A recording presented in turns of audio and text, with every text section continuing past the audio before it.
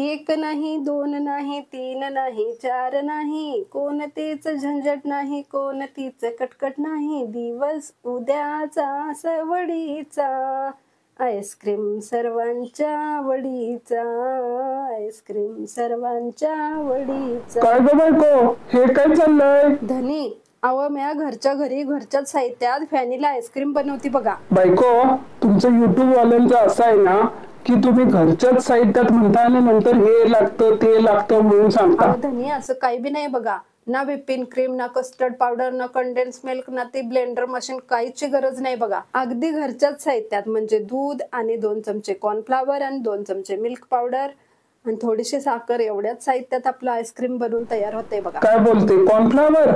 कसं ते पिठासारखं लागत असेल? अजिबात नाही धनी, मी ज्या पद्धतीने बनवलंय का नाही त्या पद्धतीने बनवलं तर तुम्हाला कळणार सुद्धा नाही की ह्याच्यात कॉर्नफ्लॉवर घातलंय. बायको, मी काय म्हणतो, त्यापेक्षा 20 रुपयाचं आईस्क्रीम विकत घेऊन दिलेलं मुलांना बरं ना? अहो धनी, घरात आईने बनवलेल्या आईस्क्रीमची मजा त्या 20 रुपयाच्या आईस्क्रीम मध्ये नाही बरं का.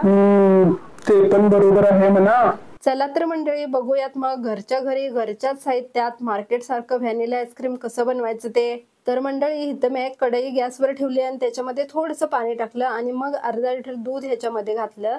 तर हे पाणी अगोदर का टाकायचं, तर आपण जे दूध घालतो ते दूध कढईला चिकटू नये म्हणूनसाठी आपण हे पाणी अगोदर घालायचं, थोडंसं पाणी घालायचं आणि मग दूध घालायचं, म्हणजे कढईला दूध चिकटून करपत नाही.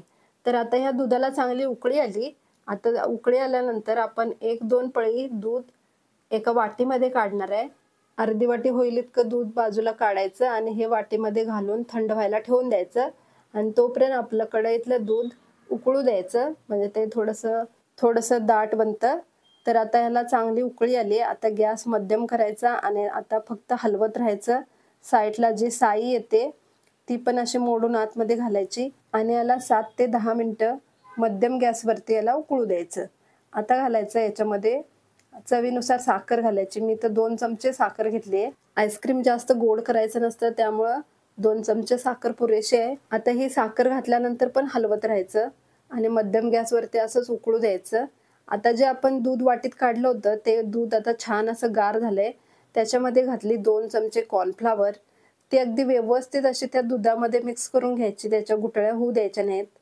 असे अगदी त्याची पेस्ट बनवायची आणि मग आता ही पेस्ट बनलेली आपण जे दूध उकळत ठेवलंय त्याच्यामध्ये घालायची. गॅस मध्यमच आहे. अगदी थोडी थोडी करत घालायची. एकदम जर घातला तर त्याच्या गुठळ्या होतात, म्हणून अगदी थोडी थोडीशी अशी ही पेस्ट त्याच्यामध्ये घालायची. कॉर्नफ्लॉवर आणि दुधाची पेस्ट या दुधामध्ये मिक्स केली. आता हे जसं जसं आपण कॉर्नफ्लॉवर घालू तसं याचं दाटपणा वाढत चाललाय बघा. तर आता हे का नाही रबडीसारखं होईपर्यंत ह्याला शिजू द्यायचं. जेव्हा आपण कॉर्नफ्लॉवर घालतो आणि दाट झाले म्हणून लगेच बंद करतो तेव्हा त्या आईस्क्रीमची टेस्ट पिठासारखी येते.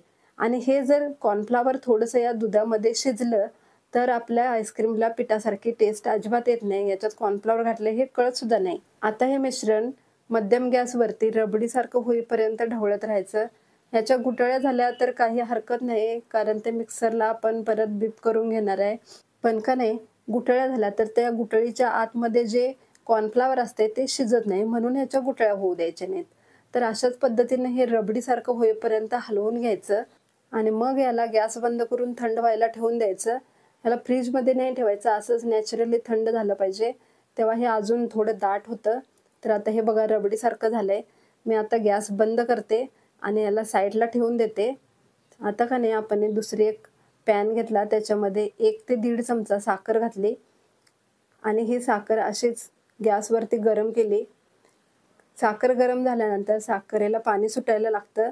मग आता हे ओलं झाल्यानंतर आता ह्याला हलवायचं. आता ही साखर आपण कॅरमलाइज करून घ्यायची, म्हणजेच का नाही ही साखर विरघळून सोनेरी होईपर्यंत ह्याला परतत राहायचं. तर साखरेचं असं लिक्विड बनतं. त्यानंतर ह्याला असा व्हाईट कलर येतो, पांढरा रंग येतो, नंतर ह्याला सोनेरी रंग येतो. तोपर्यंत आपली साखर हलवत राहायची. तर आता बघा पिवळसर सोनेरी रंग आलाय. आता अगदी 1-2 सेकंदामध्ये ही साखरेचं गॅस बंद करायचं, नाहीतर मग जास्त करपलं तर कडू लागते. तर आता बघा सोनेरी रंग आलाय. एका प्लेटला तूप लावून घेतलं, त्याच्यामध्ये हे साखरेचं जे मिश्रण आहे ते काढलं. कॅरमलाईज साखर आपण काढून घ्यायची आणि आता ही थंड व्हायला अशीच ठेवून द्यायची. तर ही थोडी पसरवते मी आणि थंड व्हायला ठेवून देते. तर आता का नाही इथे एक मिक्सरचं भांडं घेतलं. त्याच्यामध्ये अर्धा कप दुधाची साय, फक्त साय, म्हणजे 1-2 दिवसाचं जे दूध असतं त्याची साय काढून फ्रीजमध्ये ठेवायची. ती साय आणि 2 चमचे मिल्क पावडर त्याच्यामध्ये घातली आणि आता हे मिक्सरला फिरवून घेतलं. बघा कसं दाट बनलंय. त्याच्यामध्येच आपण हे कॉर्नफ्लॉवर घातलेलं दुधाचं मिश्रण आहे ते आता गार झालंय. ते पण मिक्सरच्या भांड्यामध्ये घालून छान असं एकदा फिरवून घ्यायचं. आता घालायचं याच्यामध्ये व्हॅनिला इसेन्स. जर तुमच्याकडे इसेन्स नसलं तर तुम्ही वेलची पावडर फक्त घाला, रोज वॉटर घाला तरीही चालतं. फक्त त्या आईस्क्रीमला व्हॅनिला सारखी टेस्ट येणार नाही.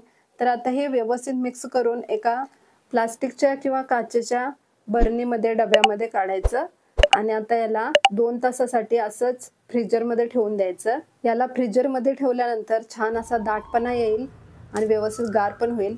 आता जी आपण साखर कॅरमलाइज करून घेतली होती ती बघा खालून असं दाबल्यानंतर हे सगळे तुकडे निघतात. आता काय करायचं, आपण हे खलबत्त्यामध्ये घालून बारीक ठेचून घ्यायचं, म्हणजे आपण याचा चुरा करून घ्यायचा. तर आता मी हे थोडंसं ठेचून घेते. तोपर्यंत आपलं आईस्क्रीम सुद्धा 2 तास झालेत, चांगलं गार झालंय. ते काढून बघितलं तर आता हे छान घट्ट झालंय. आता याला परत मिक्सरच्या भांड्यामध्ये घालायचं आणि थोडंसं फिरवून घ्यायचं, म्हणजे आपलं आईस्क्रीम अगदी क्रीमी बनतं. शिवाय त्याच्यामध्ये बर्फाचे असे क्रिस्टल्स बनत नाहीत. तर आता ही साखर जी आपण घेतली होती ना चुरा करून ती पण घातली. आता हे का नाही आईस्क्रीम मधून असंच क्रंची खायला छान लागतं. पण आमच्याकडे आहे एक आजी, तिला दात नाही. त्यामुळं मी काय केलं, परत मिक्सरला बीप करून घेतलं आणि मग एका कंटेनरमध्ये काढलं, आईस्क्रीमच्या डब्यामध्ये काढलं आणि त्याच्यावर काजू बदामाचे काप घालून छान असं सजवून घेतलं. आता का नाही ह्या डब्याला दुधाची पिशवी किंवा प्लास्टिकची पिशवी व्यवस्थित अशी पसरवून घ्यायची आणि मग ह्याला फ्रीजरमध्ये ठेवायचं. झाकण न लावता ठेवायचं. काय होतंय, झाकण लावल्यानंतर आपला जो अर्धा डबा आहे त्याच्यामध्ये गरम हवा असते आणि आपण हवाबंद झाकण लावतो, त्यामुळे आईस्क्रीम आपलं घट्ट होत नाही. त्यामुळे ह्याला फक्त दुधाची किंवा प्लास्टिकची पिशवी चिकटवायची आणि ह्याला उघडच असं फ्रीजरमध्ये 8 तासासाठी ठेवून द्यायचं.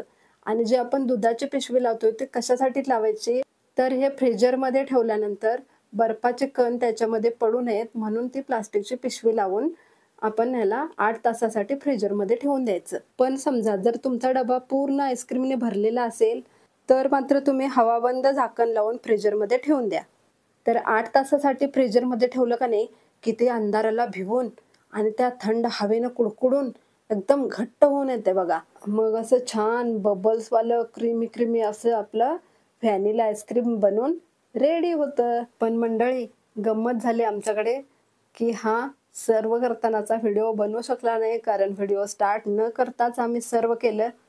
पण आईस्क्रीम खूप छान टेस्टी आणि क्रीमी झालं होतं.